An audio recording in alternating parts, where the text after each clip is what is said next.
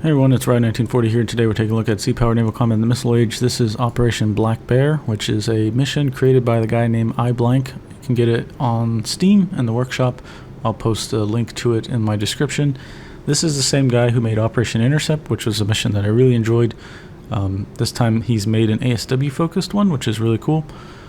A lot of you guys have asked me, when am I going to make some sort of ASW mission, and I don't have the time, and really I don't have the talent to do it. iBlank makes really great missions, and this one is no different. So you guys should definitely check it out, and we're going to play through it. So if you don't want to be spoiled, then turn this video off immediately and go play it first, and then watch the video later. There is some replayability, so some things will spawn and some things won't spawn just randomly, and depending on what spawns or how they spawn, it could make it super difficult or it could be super easy. Alright, so basically the setup is we are in the Luzon Strait, and the South China Sea's over here and the Philippine Sea's over here. We need to try to find some Soviet submarines. There's a potential for, oh, here we go. I was going to say there's a potential for kilos. We've certainly got information now that there's a kilo there. I like these missions, especially from him, because the messaging looks really authentic looking, and the ideas of how you would get information are kind of realistic. Basically, the USS Jacksonville is operating in the South China Sea, and it's, passed on intelligence to shoreside about a kilo, and they've passed it over to us. So we're going to prosecute this datum, and it's a kilo SSK, so that just means it's a diesel boat, and we're going to try and find and kill it. So now that we know what it is, that's pretty good, because then we can figure out what weapons it has and what we need to be mindful of. So if you don't know, you can go to unit reference on your ship, and then you can just click on anything else. So we can go to attack submarine, we can go to kilo, and there we have it. So the 5365s we've seen before when I've done the Charlie's mission. That is wake-combing torpedoes, 10.26 nautical mile range. Yep, 10.3. No, 10.26, 10.3. Test 71 is 13.5 nautical miles. So this one is not wake homing. It's active passive homing, and it's wire guided. Okay. Now it says anti-submarine torpedo, and the secondary engagement mode is unknown. So we'll be mindful of that, because I don't know how this torpedo works in the game, if it's going to track us still, or if it's only going to be restricted by depth and not hit any surface ships. What I have seen them do behavior wise is offensively they will go after us with the 5365. You can see it's an anti-surface torpedo, and then if I fire a torpedo at them, they will fire the Test 71 in response to that. So I think that they think that a sub has shot at them or something, so they just do their firing with the Test 71s. So potentially it's not going to be a threat to us. It's just how, I don't know for sure how this game models that torpedo, if it just says anti-submarine and this is unknown, if that is an option for it or not. So we'll just be a little cautious. Okay, so for the datum stuff, we can draw out like a little circle here. I'm going to draw a 10, and then we'll pull that over. Kind of doesn't have to be perfect, just kind of in the center. And pull out 20. Now I'm doing this because this is a kilo sub, and we're going to assume, in the game, the submarines, when they're near the surface, try not to cavitate. That's if they're like going too fast. Decavitation is all the bubbles that are being formed in the low pressure regions on the propellers. Those make a lot of broadband noise, so we can detect it pretty far out. If the sub's trying to not do that in the game, they typically will stay under 10 knots. It's not beyond the realm of possibility that they would go faster, because sometimes I have seen the AI subs try to come after you, and they will go like 13 to 15 knots underwater. So they'll be louder, but for them it's the trade-off of trying to close so that they can kill you. So keep that in mind. This isn't perfect, but this gives us a general idea. I put out 10 nautical miles and 20 because that's if we're assuming the top speed that the guy wants to go is 10 knots, in 1 hour he can be anywhere in this circle. Okay, in 2 hours, he can be anywhere in this circle, right? Because he's gone 20 nautical miles going 10 knots for 2 hours. Okay, so he can be anywhere in here.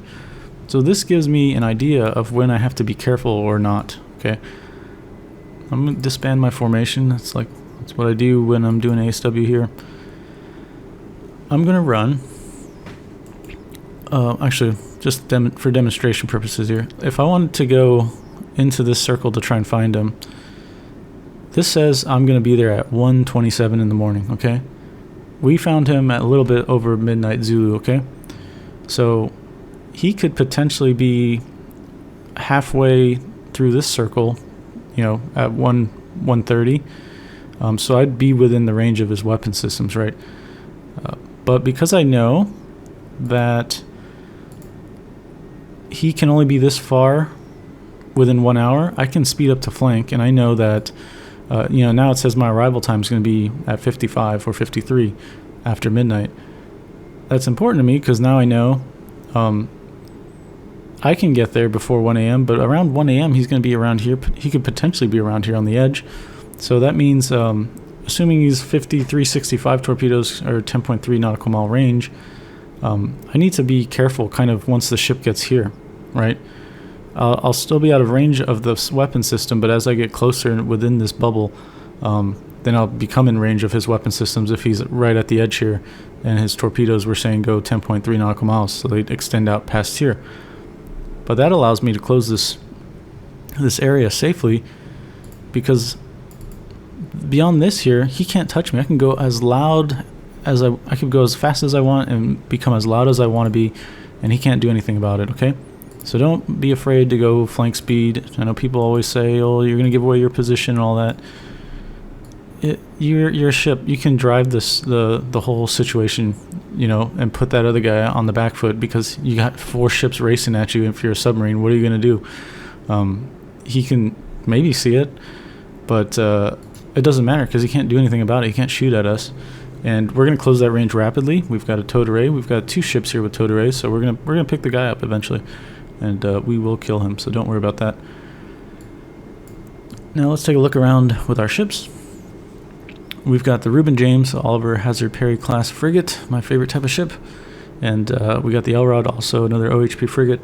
They both have a towed array, the SQR-18 and the towed decoys. Now, the SQR-18 is like a new addition in one of the latest patches. The SQR-19, which is the towed array system that I was actually a technician on, that didn't come into service, I think, until like the mid-80s. There certainly was an SQR-19 before that. That was on the Mooseburger, which is a DD, and that was kind of like in 82, I think, or 83, but as a sort of a test thing to see how it handled and how it would do in terms of performance. But so before that, I guess they had the SQR-18s, which is now what we have on the ship.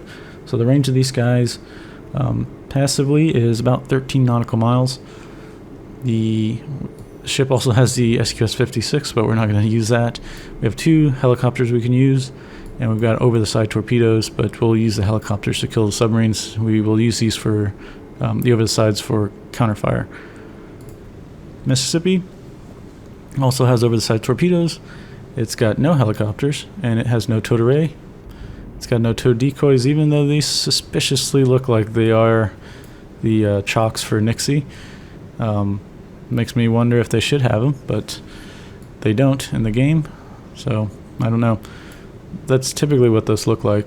On the Reuben James, it's not correct. I've told the devs about it, so they should be aware of it now. Those chocks on this side should look like what it looks like on the Mississippi. They're more closer to each other. If you look at a picture of OHP from the stern, there's like 2 of them right here, and then the towed array actually comes out of the brass hole over here, kind of on this side, and that's what they look like. But anyways, Mississippi has the SQS-26, which is a great active sonar of the day, and that has a passive range of 32 nautical miles and an active range of about 12 nautical miles. Do I think we're going to get a passive contact at 32 nautical miles? Probably not. Maybe if there's a torpedo in the water or something, maybe. But it's something you shouldn't depend on. Okay, Elrod, another OHP, and then the Kid has 2 helicopters, no towed array, no towed decoy. Over the side torpedo comes out here, and we have VLAs. Oh, not VLAs, sorry, the ASROCs. So, got that. And yeah, this guy has the SQS-53, which is also on the Tychos and later on the Arleigh Burkes that came out. It's got a passive range of about 38 nautical miles, and active range is about 9.7 nautical miles. So, oh, got a new radar contact. Oh, just a bunch of civilian aircraft, I think. Yeah, this is really cool about this mission is there's just planes flying around. It's a nice little touch. Okay, the idea is that we're going to operate these ships in 2 teams. So, Reuben James and Mississippi together, and Elrod and Kidd. They can mutually support each other with air defense and stuff like that if they need to. But one tail ship should do a lot of damage to submarines, and the active guy can also jump in if they can pick up something. Each group has helicopters. It's just the Mississippi can't carry helicopters, so this group up here will only have 2 instead of the 4 down here. Oh. Okay, so this is another cool, realistic sounding message, indications and warnings from SOSUS. So SOSUS, it's not secret or anything like that. It's a net of underwater hydrophones that just kind of sit on the bottom. And like every country does it, and you just listen. And when you hear something interesting, you pass it up, and then we do stuff about it. So this is what's going on here. We just got information from SOSUS that there's potential submarine contact around here, so we're going to go ahead and try to prosecute that as well. Now, because we got 4 ships and we've split these up in teams of 2, we're going to have these 2 guys head up that way and prosecute that one, and these guys will handle the one down here. We can do the range ring again.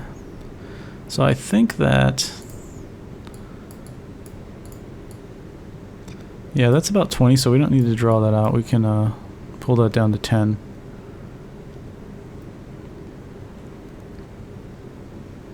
That's good enough. So about 20 after, we'll say.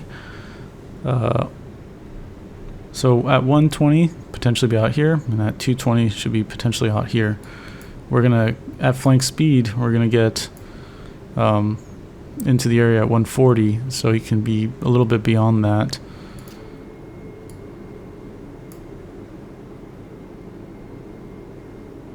Yeah, so he's going to be potentially out here. We'll just have to start being careful around here and kind of creep in that way. Okay, let's let this go faster.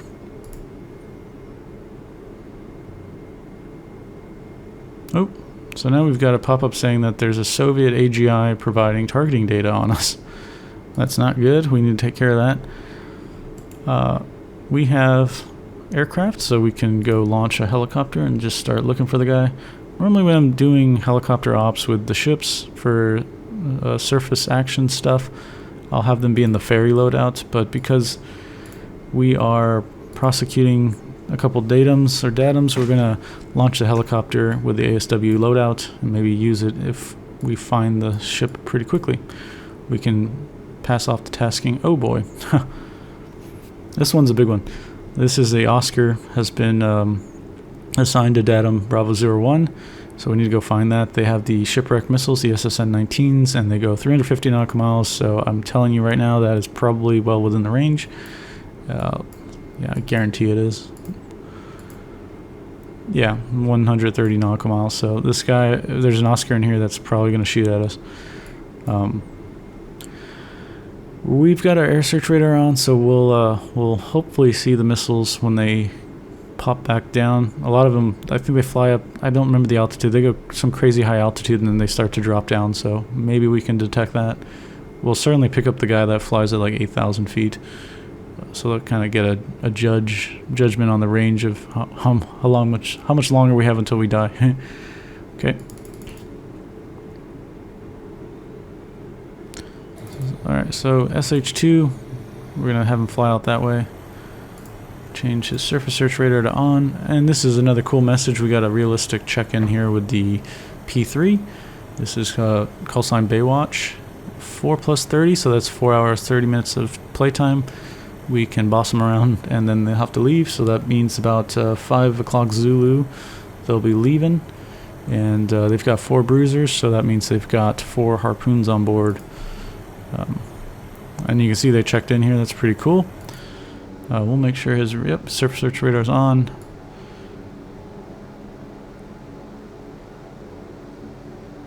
Oh, I just realized the bruisers, there are no bruisers on this guy. This guy's in the ASW loadout. Anyways. We will have him go run out over here. It's kind of good to see this because doing P3 ops is kind of painful right now because of how the sonobuoys are implemented, and I hope in the future that can get improved, but I don't even know how they would go about it because there's just a performance limitation where the game slows down when you have 1 million sonobuoys out, and right now the range of the sonobuoys is capped at 15 nautical miles, and that is absurdly low for a P3. Okay, they simply don't fly that close to sonobuoys. It also negates the benefits of using a P3 because they can drop big sonobuoy fields and then they just kind of loiter somewhere, and then they just sit and wait and listen. And if you're forced to stay around the buoys, you could have a buoy field, you know, we're saying 15 nautical miles is the range. So if I space out my buoys, just 3 of them, 5 nautical miles apart, I can't hear the one on the end potentially. So that's just not great. we need to be able to see a bunch of them at the same time. But I just don't know how they would do that, so I'm not sure what the solution is. Buoys are also line of sight, so if I was to drop one at low altitude and I stayed at low altitude, then certainly there's ranges for that. Oh, we got an SS-N-19 coming in. And as we climb in altitude, if we go really high up, we can see sonobuoys for a really far amount of range and just monitor it at a distance, which is great. We got some missiles coming in. Looks like they're descending. Okay. I don't know if this is a big salvo or not, but we really can't do much about that. Try to split these guys up. I only saw one lowering its altitude. So maybe it's just an individual missile or maybe a pair that I'm not detecting.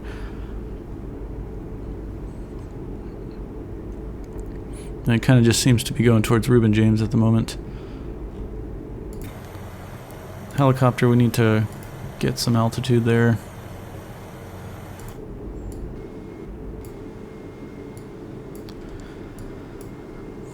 Okay, we'll let this play out. We'll see what happens. Yeah, there's really not much we can do. The SM1s that were carrying the MRs, they only go 24.68 nautical miles. Yep, starting to fire at them now.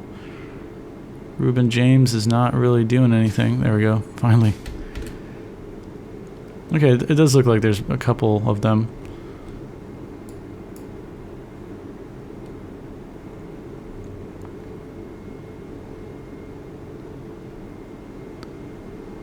So it looks like we're sufficiently spaced apart. They don't seem to be splitting up, going towards Reuben James, just going towards the Mississippi right now. Hopefully Mississippi can take care of it. I just looked 2 more missiles there. Okay, got one. Just one more out there. They need to fire basically everything at this guy. Keep going. Keep going. Okay, good. Alright, nice.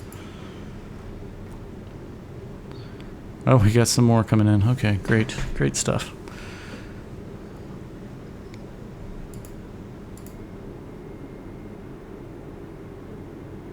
Okay, we're just going to cut over, try and help this guy out. Actually, this is a good... Oh, we're just not going to get there fast enough. I was thinking to create like an L sort of thing for the missile to fly down the funnel and just get a lot of missiles thrown at it. We should have... LROD should have 24.6, yeah, about there.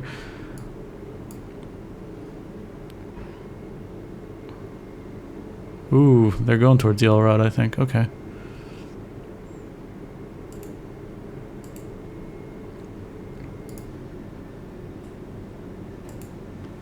Alright, I'm gonna broadside the missile so we can get as much launchers going towards it.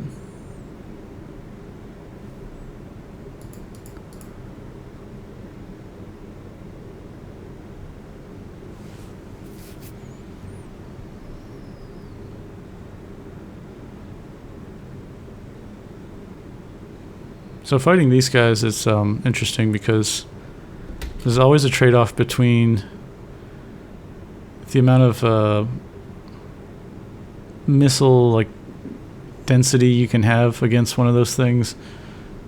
You would have to have the ships closer to help each other, right? Because these pretty limited range of 24.68.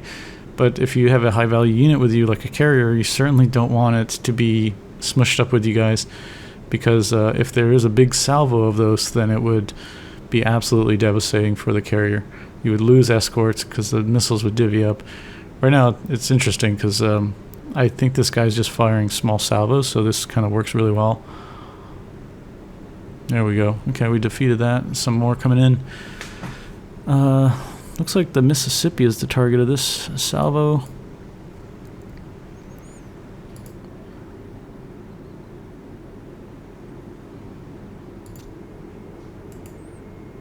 Swing Reuben James around. Oh man. Okay, we got another sonar submarine datum. Okay.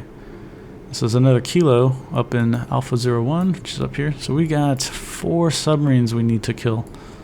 This is going to be a lot. I was thinking of just showing just one datum prosecution, but maybe we could just play the whole thing out.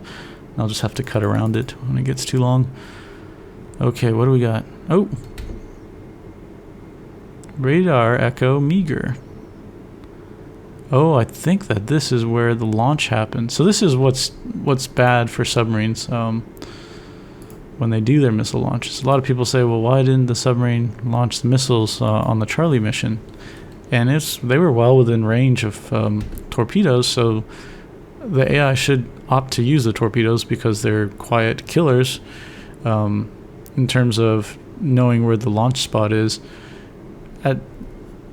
You have to have the sonar in range basically to hear where that torpedo is launched, and oftentimes you're not within range when that happens, so you detect the torpedoes later on, and they're already on their way to you. With a missile launch though, if you were to fire it pretty close to the ships, it is so obvious. There's just white plumes of smoke coming out of the water. You know there's a submarine there, right? So this is the same thing with the radar though. We've detected an echo, and this is probably when they launched those missiles. So now we have a spot to work off of, and I've drawn this line out because this is his course. We got a speed of 5 knots, so actually we can draw a circle out. So within 1 hour he's going to be going, he can only be there, okay? At his current speed. We're going to get there, within minutes, so he's going to be over here. So we'll go ahead and preemptively drop a sonobuoy right there. And he's going to be right by that sonobuoy. So use the circles and stuff to kind of judge the speed and figure out how far he can actually move. So I'm confident that now that we've got this, we're going to kill him. We just got to survive these missiles, okay? Let's clean this up. I don't need the range of that anymore. Okay, we got a bunch of ships shooting at this thing now. Elrod, you want to get in the fight soon or what? Come on, buddy.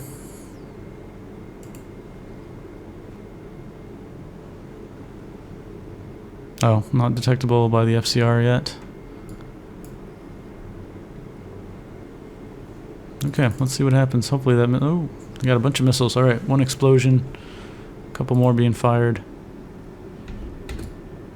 Let's see. Okay, everybody needs to... Let me pause. I should pause it, actually. I hate to do it, but... We need a salvo 2.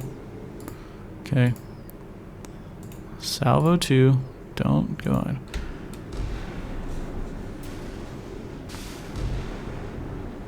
When it comes down to these missiles, like the last 10 miles, everybody needs to fire as many missiles as they can at this thing and not let this guy have a chance to get through. Okay, good. It's destroyed. Nice. Okay, wonderful. Used a lot of missiles there, but we've protected our ships. I don't think that there's any more threats aside from that Oscar. We'll see. I say that, but I might jinx myself. Okay. This guy should definitely drop down in altitude now. Well, we're not gonna see the pain of doing ASW with the P3, because if I didn't detect that missile launch, then I would have had to draw like a massive field out, and it would have sucked because the P3 would have to. Yeah, this is 20 nautical miles across, I think. So spacing them out every 5 nautical miles, I'd have to have the plane constantly loop around to detect stuff on the buoys until we got contact. And it's just painful. Okay, what is this guy doing? All right, search around, buddy.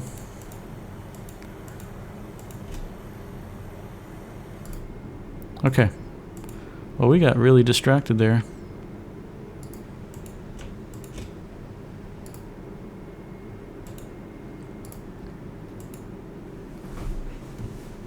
Oh, no, there's more missiles.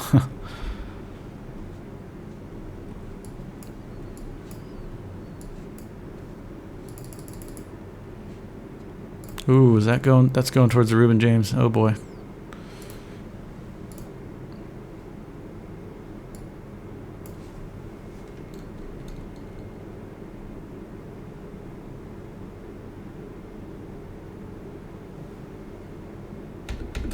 Okay. Salvo 2, buddy, come on. Salvo 2, let's go. Salvo 2, let's go.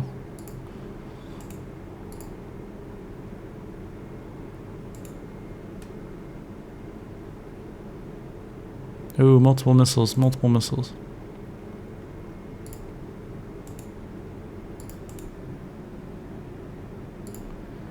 Okay, hopefully, oh man, looks like Reuben James is gonna eat it.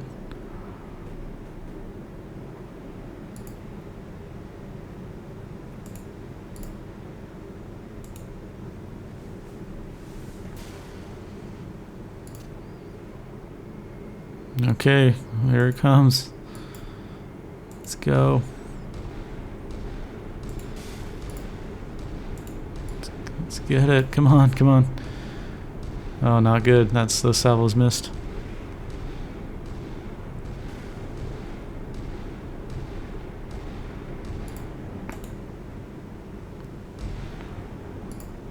Okay, that one's dead. We really need to take care of this one. I don't know if you can get some shots off yet.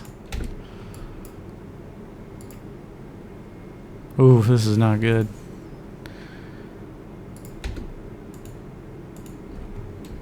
Can Kid fire any?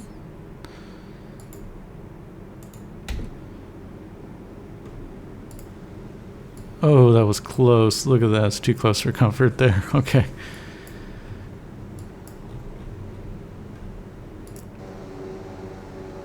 Oh, wonder why they didn't drop the Sonar buoy. Should be there. We'll drop a couple.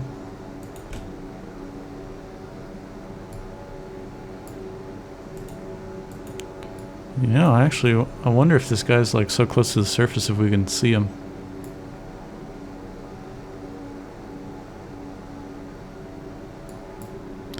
Ooh, that reminds me, we can do a mad thing over here.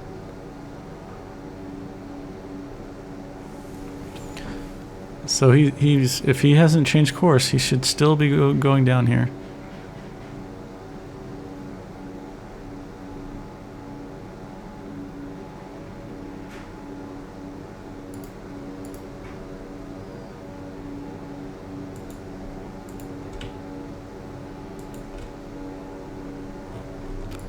Okay, while that's happening, oh, we got a bunch of radar contacts. Okay. Go VID that stuff. Alright, once again, we can go back up here.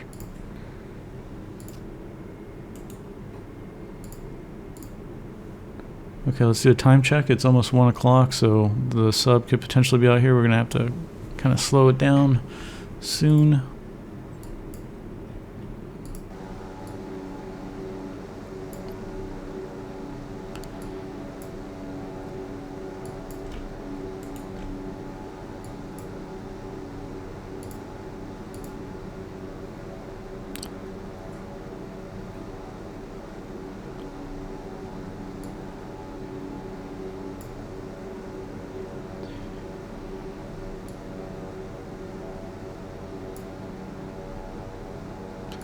You know, the MAD equipment, they shouldn't have to go solo. Like, I've seen unclassed documents that are on DTIC. There's a few papers written about MAD gear, and some of it goes back to like the 60s. And that equipment, when they talk about scenarios, like a German-sized, like a U-boat-sized contact, they were saying you could detect it at like 500 meters. So you could fly at altitude and detect stuff with the MAD gear. It's just it would help tactically, because imagine we've got a surface search radar on, but we're flying so low we're not going to see things further out. So it'd be nice to be able to just fly a little higher and do this stuff.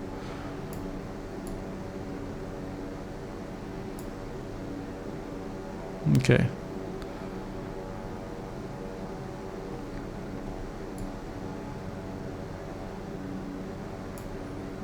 Alright, while we're here, let's just drop a sonobuoy.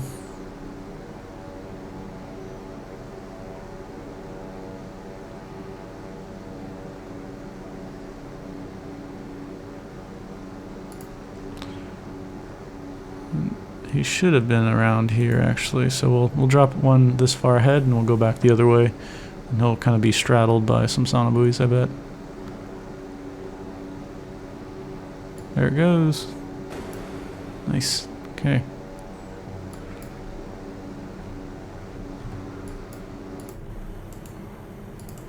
Okay, let's we're gonna have to get super low for these guys. I think we have to fly really close, really close by them.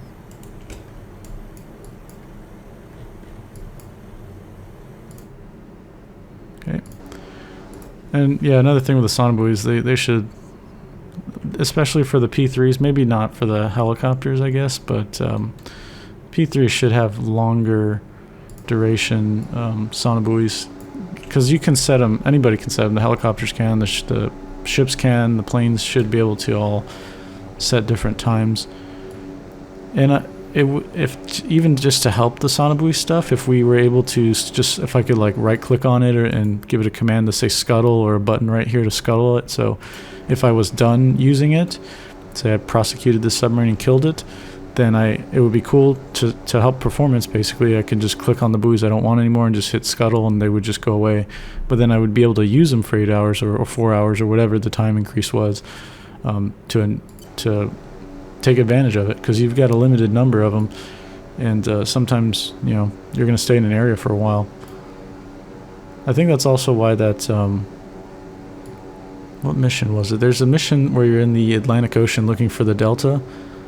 That mission is frustrating for a lot of people because they don't know how to use the sonobuoys properly, and I think some people don't understand that you just can't drop a million sonobuoys and expect to be listening to them if your aircraft's not close by. So that 15 nautical mile limit is not good, and then the sonobuoys just scuttle themselves after an hour, which in that scenario the area is just so massive. Okay, we're gonna drop a couple buoys here.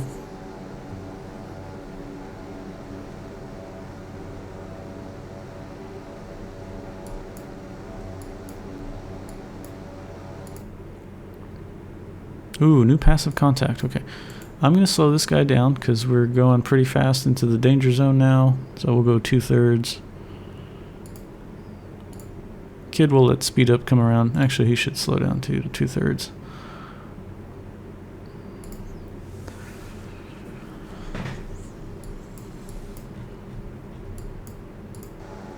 Oh, this is perfect. Okay. So he's going to stay up this way.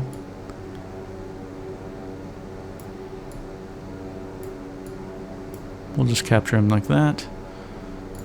Go ahead and delete this stuff. So some of you guys have told me to hold down the shift key when you're got the eraser tool selected. You can delete a bunch of things. Thank you for that. That's really helpful. Okay, this guy is pretty much hosed. I kind of want to see if I could see him in is he near the surface or what? What's going on here? Oh. He's 11 knots at 130. Ooh, he's coming up towards the surface. Okay. Ooh, there he is. Alright. Hostile sub. Let's try and get a mad hit on him. Come on. Oh, we should cross right over him. Nice. Okay, we'll drop this other buoy, come around. I'm so fascinated with this. I want to see if we're going to get a mad hit. 100. I also want to see if we visually can see the submarine. That'd be really cool. If this isn't just impenetrable, dark, like texture.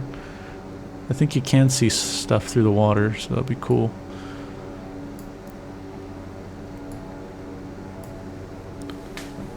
Alright. If they don't get this buoy pass, I'm just going to make a waypoint going over there. So it's an Oscar. We know it's a hostile sub. It is the one that we were tracking.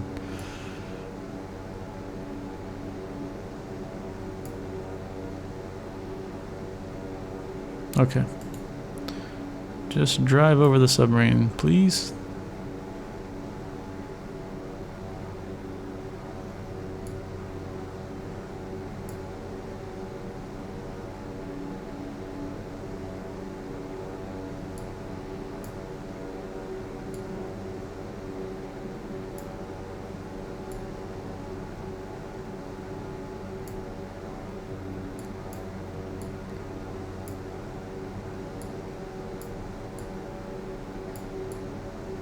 Oh, he's gonna be pretty close. Oh, there he is. Nice. Oh, I gotta take a screenshot of this. This is too cool. Oh, that is so cool. I love that.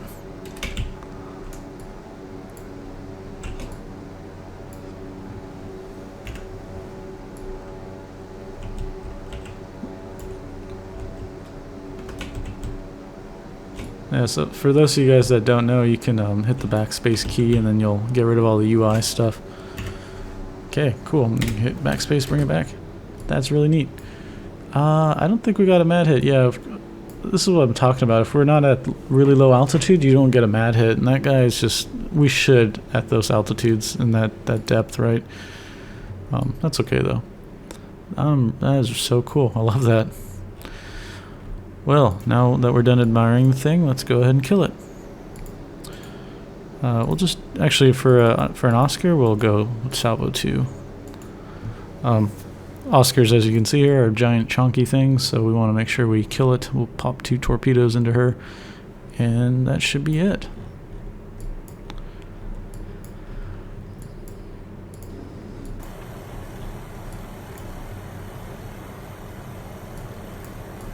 Okay.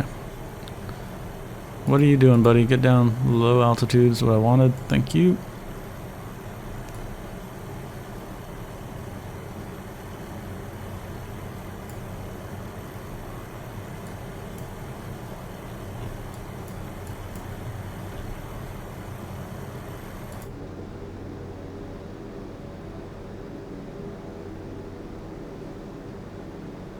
Alright, what's this guy doing? Is he flying outbound? Yeah, okay. That's really cool, look at that.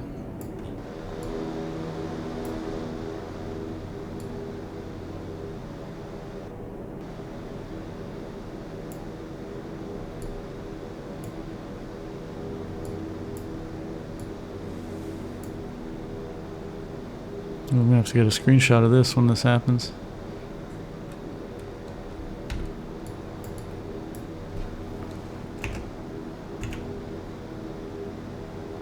This game is so cool. I love that you can prosecute submarines with ships and airplanes and helicopters all in the same kind of game. Last time you could do something like that was in Dangerous Waters, and that's I can understand a lot of people not liking that game because it is pretty super intense on the simulation side.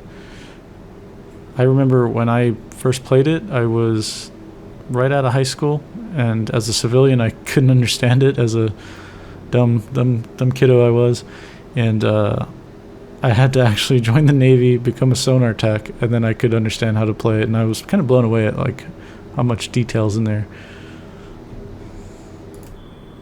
Alright, let's see how we do. Then we're gonna have to really start paying attention to the other datums. Actually, I want to show you something in dangerous waters to prove, or not prove, but to question how the RBUs work in this game. Because if you look on dangerous waters at a broadband contact, which is what a torpedo usually would be, I mean, you can get narrowband signatures and stuff from anything, but typically the noisiest part is all these bubbles, right? So in dangerous waters, you would see a broadband track. You don't really get ranges from broadband tracks because they're just broadband noise. Oh, nice.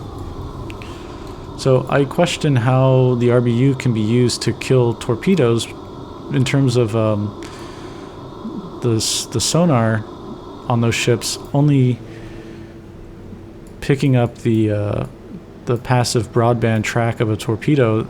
It would give you the bearing to the torpedo, but it would never tell you the range. You'd have to this guy's done. You'd have to have active or something, and you're not going to get... I mean, I would not find it believable that the Soviet sonars back then could go active and pick up a torpedo coming at it. So with that, I don't know how the RBU would know what range to fire the mortars at. I certainly believe it's within the realm of possibility if you blow up a lot of stuff around a torpedo that, yeah, you might damage it or destroy it. I totally get that. I just don't know how that system would get the range of a moving torpedo coming at it. This is kind of like the biggest downfall of those anti-torpedo torpedoes. It's really difficult to figure that stuff out, and that's why we don't really see any of them in use right now at the moment.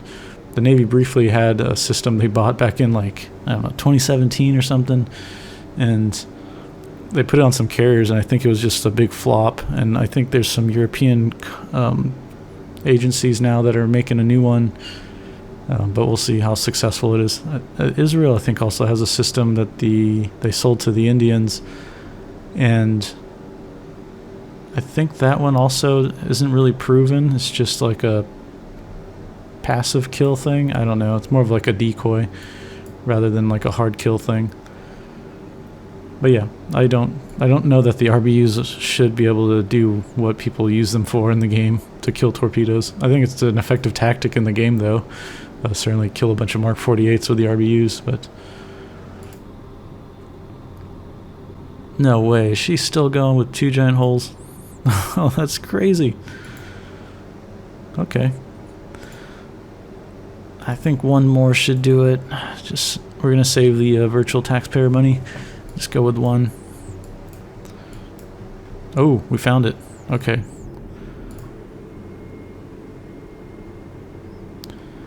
Let's have the Reuben James come by this way. That'll be cool. Let's go check these other guys out.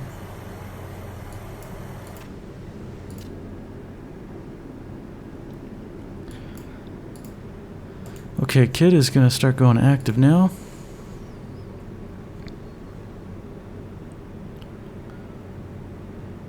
And, yeah, I guess with the Kid we can launch a helicopter here.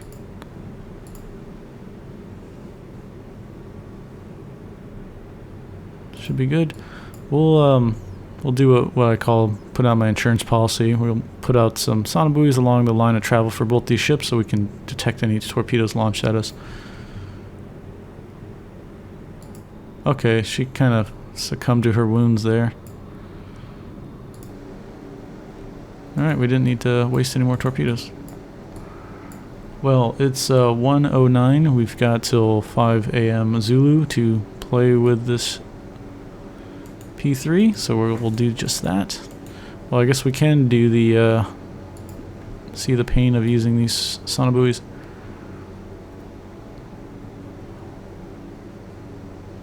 Okay, I want to...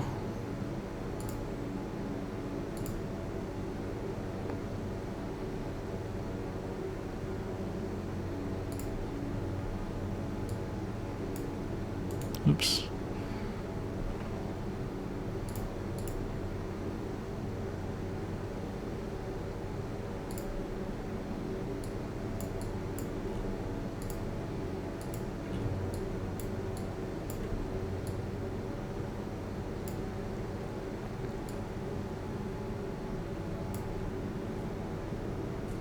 Oh wow, this must be like 30 nautical miles wide.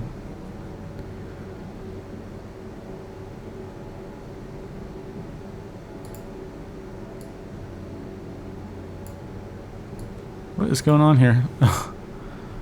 That's 5. That's 10. And that's 20. Look at the difference there. Oh, yeah, I need to...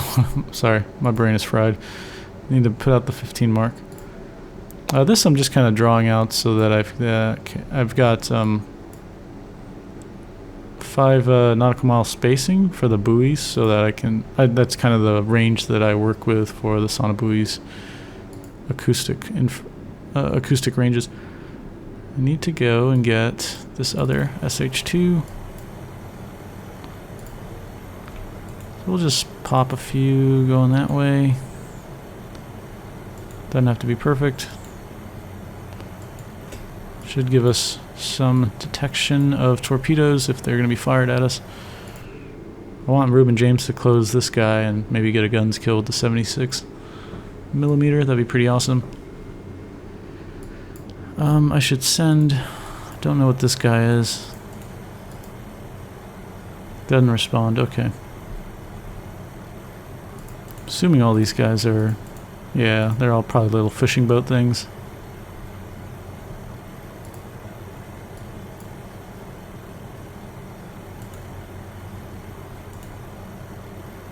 Okay, go check that guy out.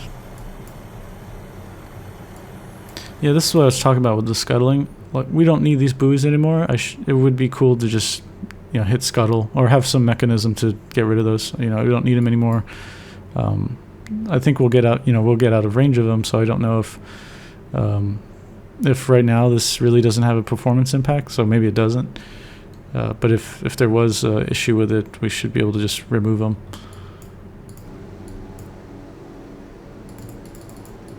Okay, so this guy will prosecute this one up here.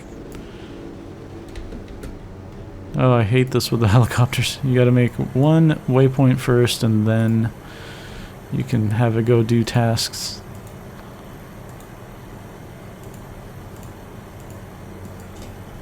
Okay, let's speed it up.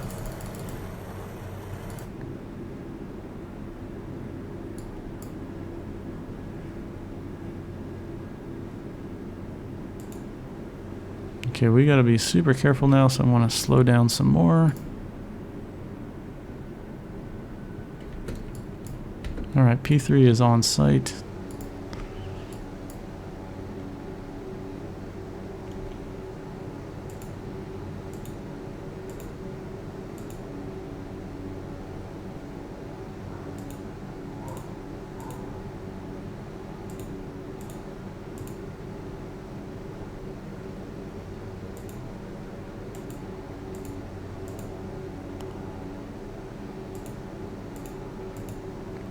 Yeah, this is not the prettiest pattern, but we'll just work with it. There's a whole lot of...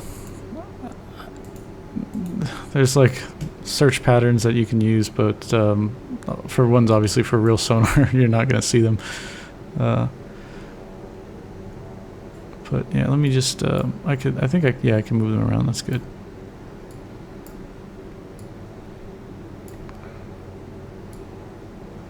There was, I think, on the USS Midway, there's a room that's got air crew stuff in it. It's kind of where all like the ready room stuff is at. And I'm almost positive that I saw a... actually, I can delete this stuff now. I'm almost positive that I saw a P3, or not P3, an SH2, like, set up for all their flight gear, like their flight bag and whatever, and I think it was all their like kit from I think the 60s or something, or whenever that helicopter first came out, and there was it looked like his knee board was a part of like the display as an artifact. And the knee board had a search plan on it, which, you know, back then would have been secret. But I mean, they must not care anymore because it's a part of the museum. And it's, you know, I'm sure that's been vetted and been allowed, I guess. But I was surprised to see that. And if I ever go back there, I'm definitely gonna double check to see if that's still there, and if it is, I can take a picture of it, and we can just try and use one of those plans in the game, because it wouldn't be. It must have been declassified if it's there as an artifact. All right, this is just random as heck, but we'll let it go play out because this P3's got a lot of playtime. I don't know what it is about when you're using the tools. Sometimes they just don't work anymore. There we go. Yeah. Okay. All right. Usually the way I get around it is hit escape a couple times and get back in the game. Now I can do that. See, so that works. All right, Elrod, keep going this way. Kid should be active. Yep.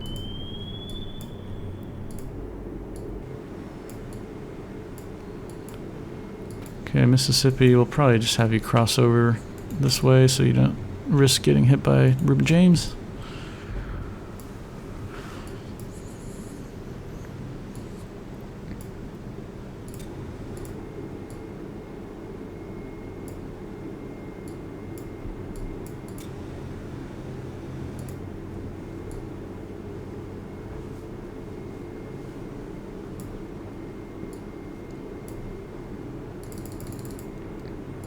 Oh, I'm excited to use the 76 on this little guy. This dude right there.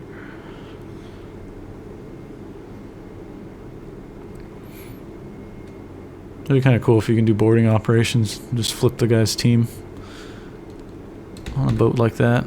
Or disable it that way, I guess. 76 millimeter, yes please. Okay. And we'll go ahead and slow down to 1/3. Look at that gun. You see the stir pointing at him.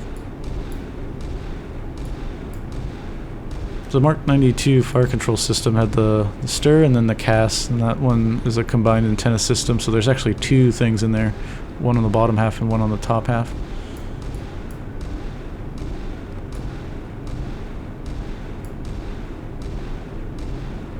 In real life, this gun is, if you've seen pictures of it or videos of it, when it's firing, it's just pissing out salt water. It's cooled, the barrel jacket is cooled with fire main, so it's just salt water everywhere, just pouring out of it. And it's happening between the rounds being fired too, so you get a crazy big puff of white smoke, like huge puffs of white smoke. And then there's just water all over the deck, and later on you have to flush it off with fresh water to keep it from getting salt built up. Alright, she's hurting pretty bad. Keep going. Oh, we got a contact. Okay. 4.28 nautical miles from Elrod. We want to stay outside of that bubble of 10.3 for the wake-homing torpedoes of 5365s. We already know it's hostile, so we can go ahead and kill it. That's pretty good.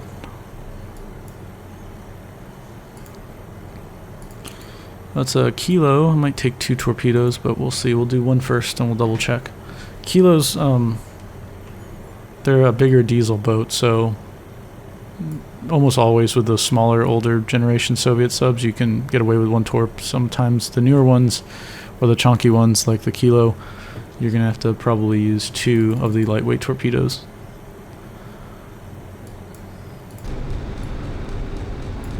Okay, we're done here, I think. I mean, it's still sailing though, look at that. It's going like, oh, no it's not, it's just a time compression. Oh boy. Okay, I think we're good. Let's go. Let's get back to work, guys. Come on. So weapons hold.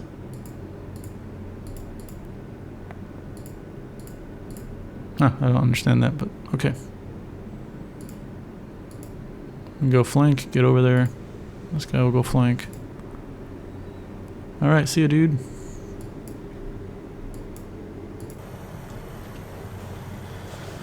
Man, we are almost an hour in. We've got, what, just 1 submarine kill under our belt, I think, yeah? This will be the second one. P3 is just slowly dropping sonar buoys. Okay, this is a merchant. Oh, it's gonna actually, this guy's gonna have to RTB.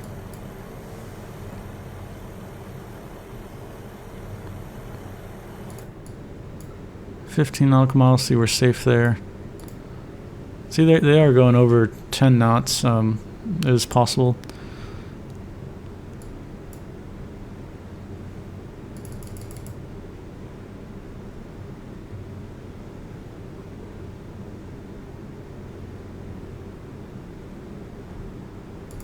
There we go.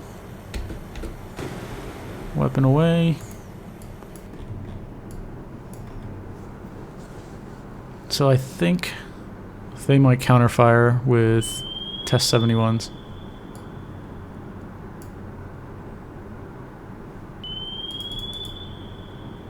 And if that torpedo can only fire at other submarines, then it should not have that response with this torpedo, because this torpedo is never fired from submarines. Alright, cool. Boom, good hit.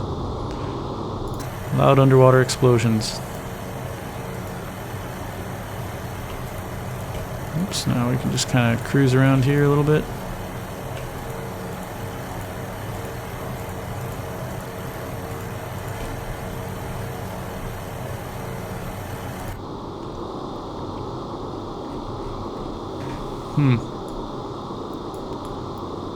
Ooh, contact. Yeah, there's just so much going on here. Oh, this is good. If this guy's dead soon, he's going to the surface, so maybe he's gonna die soon. No, he's stabilized at 310. We'll see what happens. But this guy is the submarine. So let's go ahead and stop what we're doing. We don't need to drop these other buoys.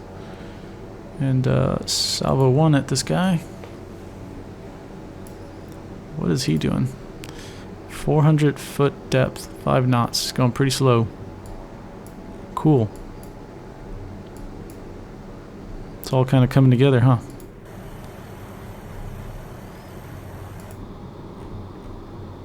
Okay, we're gonna probably drop one sonobuoy just right in front of him to pick him up because he's going so slow, being wounded like that.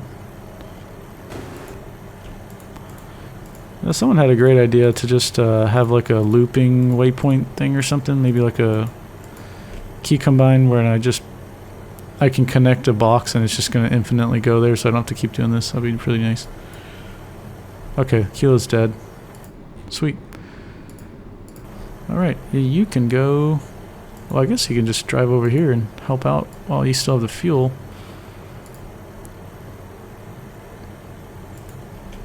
Okay, we'll do our insurance policy. Go up that way, go up this way. Make sure your sonar is on and slow it down. 2/3. Don't tell me this guy... He's still sailing, are you crazy? Okay, well, we'll just end him really quickly. Gauge with an SM1.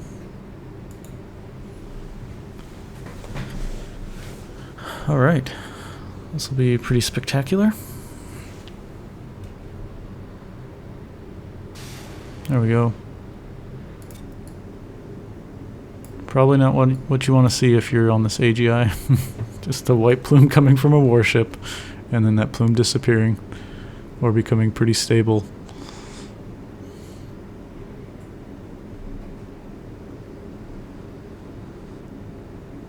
Here it comes.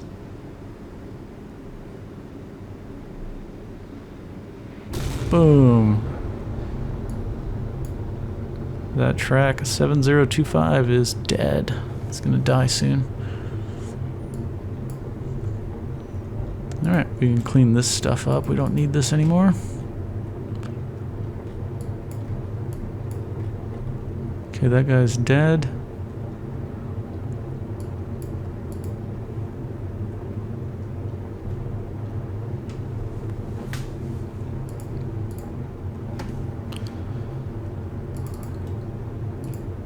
I don't know how to get out of that tool. Like once you have the erase tool.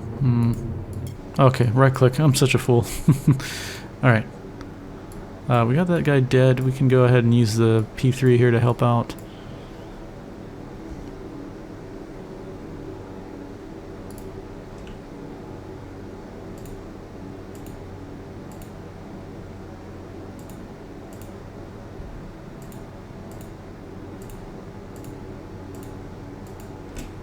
Okay. We can just have the P3 do this. It'll be a lot faster.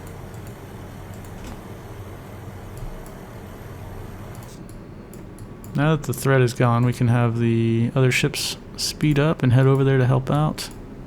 This will probably be over by the time they get on station. Still got like 3 hours with the P3. This is amazing.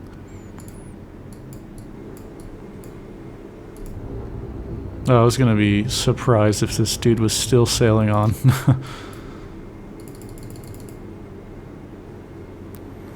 Okay, helicopters landed. We need to slow it down to 1/3. Start listening with our towed array. Oh, slow it down, slow it down. There we go.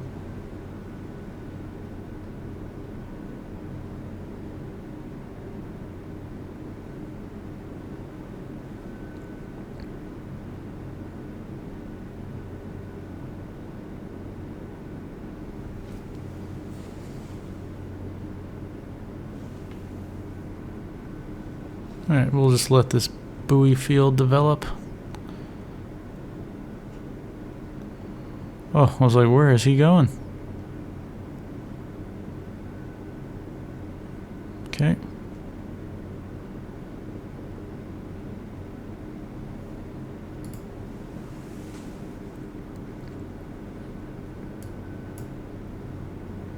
This scenario is pretty cool. It doesn't always play out like this where we've got an Oscar and all these other kilos. I've played it sometimes where I've just had this datum and this one up here, and that was all. The Oscar being in the mix definitely ratchets it up quite a bit in terms of difficulty, because these ships, they don't have the best air defense weapons, but the SM-1s, MRs, you've got a few shots basically. Oh, that was a perfect drop. Okay. Oh, perfect. He's done.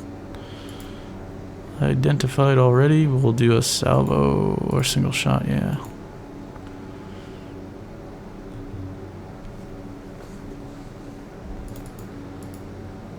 If you want to like get crazy into pretty much role playing, you'd wait until you had a true contact ID, like you would know for sure that it is a kilo, if that's what you're prosecuting in this datum. But it's a game. We don't need to do that. They should get. I do think if you've got a really close drop to a contact, you should learn more about the contact pretty quickly.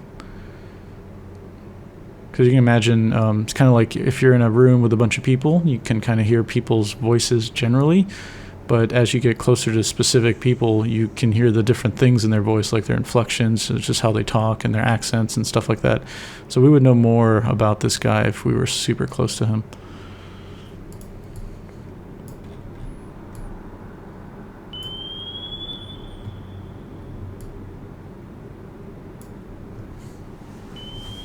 Ooh, he looks like he's lower in depth down there.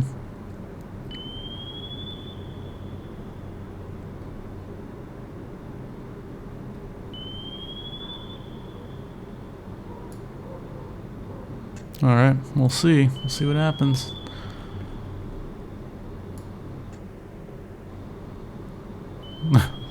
It's like that meme, intense submarine battle. You just see the surface of the ocean. It's like not much going on, but there's a lot of drama going on down here right now. Alright, let's speed it up. I don't want to... There we go. I think we're going to get the kill. No, are you still falling for the noisemaker? No, he's not.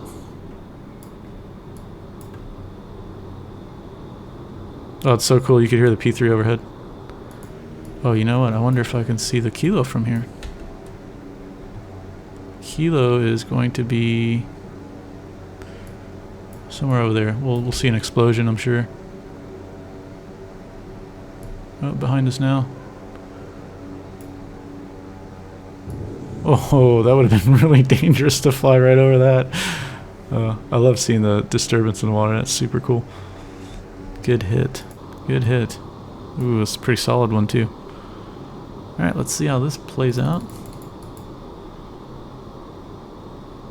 Coming up to the surface. Yep. Yeah, oil sheen. Got it. I think this is mission success, right? Yeah. We got a dead Kilo here. We got a dead Kilo here. We've got a dead Kilo here. And then we've got a dead Oscar over here. Alright. I don't think that there's a trigger for it to end, so we'll just call it a day. That was pretty cool. Wow, that was a lot. That was a lot of ASW. That was over an hour of ASW. So this is a pretty realistic mission. I really enjoy it. Like I said, it's random. Sometimes you don't get all this. Sometimes you do. Sometimes you only get a few at a time. And it's pretty good, even if you're just playing just to prosecute like one datum. This is a great scenario for it. The messages are realistic, so if you're a mission designer and you kind of want to have a realistic idea about how those messages get handled or what's said in them, then check out this mission because it's got a lot of good stuff in it. I like how we get queued up based on intelligence from other submarines or the SOSUS or just a merchant vessel. Like, that's super cool because that does happen. Like, merchants see things and they'll just broadcast it over the radio and say, I don't know what the heck I just saw. It looks like a submarine out here. And we can get intelligence from that, so we can use that in missions in a realistic way that feels believable. So yeah, check this mission out. It's called Operation Black Bear. It's made by iBlank, and I'll link it in my description to the video. And if you have any other comments or questions, go ahead and ask below, and I'll try to get to them as soon as possible. And with that said, I'll see you all on the next one. Bye!